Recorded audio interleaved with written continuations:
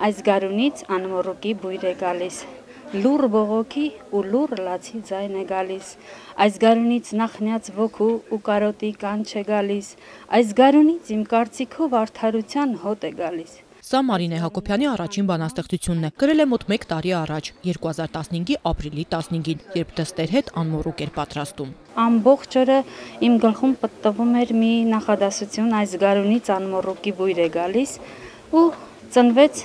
հենց այդ երեկոյան իմ Անդրանիկ բանաստեղծությունը։ Հետո 10-օրյա լռություն ու ստեղծագործական նոր պոռթկում։ Տարիների ընթացքում հոգում կուտակված խոհերն ու մտորումները նորաթուխ բանաստեղծուհին հանգավորում է։ 1 տարվա ընթացքում 300-ից ավելի բանաստեղծություն գրում։ Առաջին գրքում ընդամենը 167-ն են։ Լինում էին օրեր, որ կարող է գրել նույնիսկ 5-6 բանաստեղծություն, կարող է շաբաթներով ընդհանրապես չգրել։ Մարինեն ստեղծագործել սկսել է հասուն տարիքում 44 տարեկանում։ Մոտ 20 տարվա մանկավարժը գրելու ժամանակ չի ունեցել, հաճախ սերնդին է կրթել։ Աշխատանքը թողնելուն պես ներսում կուտակված լռությունը սկսել է թղթին հանձնել։ Այդպես առաջին ժողովածուն է ծնվել, որը խորհրդանշական անվանում է ստացել լռության ձայնը։ Իմ հոգում կուտակված լռությունը իր ձայնը բարձրացրեց,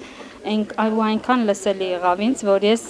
չէի կարող չլսել ու չանել նրա ասածները։ Ժողովածուն տարբեր բաժիններ ունի՝ հայրենասիրական, մայրական, սիրային, աղերանի, բնության հրաշք ու մտորումներ։ Գիրքն արդեն պատրաստ էր հրատարակության, երբ սկսվեց ապրիլյան պատերազմը։ Դադարը բնական էր, վիրավորների թվում նաև Մարինեի քրոջ որդին էր, ժպտացող զինվորը։ Դավիթը 2 ոտքներ կորցրել, բայց ոչ գեղեցիկ ժպիտն ու մարտական ոգին։ Քարոզիա պատերազմից 3 ամիս անց Դավիթն իր ոտքով է մորաքրոջ առաջին գրքի շնորհանդեսին գալիս։ Մորաքույրն էլ նրան նվիրված բանաստեղծությունն է կարդում ու ներկաներին հուզում։ Ժպտա զինվոր,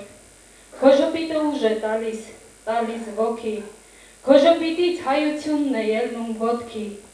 ժպտալու ենք, եթե նույնիսկ ոտքեր չունենք, կանգնելու ենք ու կռվելու, հաղթելու ենք ու ժպտալու, ժպտա զինվոր, որ թշնամին խելագարվի քո ժպիտից, ժպտա զինվոր, որ աշխարհը գերվի անկեղծ քո ժպիտով,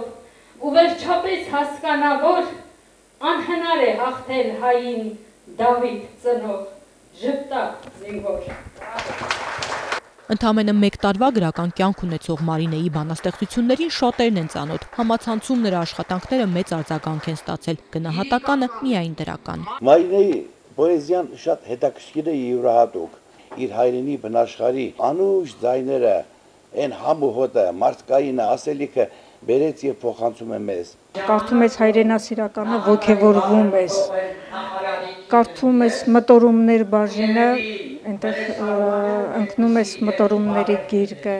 Կարդալ ու չոգևորվել, կարդալ ու չհուզվել անհնարին է։ Նորաթուխ բանաստեղծուհու թեման մարդն է, իր ապրումներով, զգացմունքներով ու մտորումներով։ Մարինեն վստահ է, երբեք ուշ չէ սկսելու համար։ Կարևորը հոգում կուտակված լռությունը ձայն ստանա։ Ազնիվ Կարապետյան, Նարեկ Եղիազարյան, Գառնիկ Նահապետյան, Այսօր։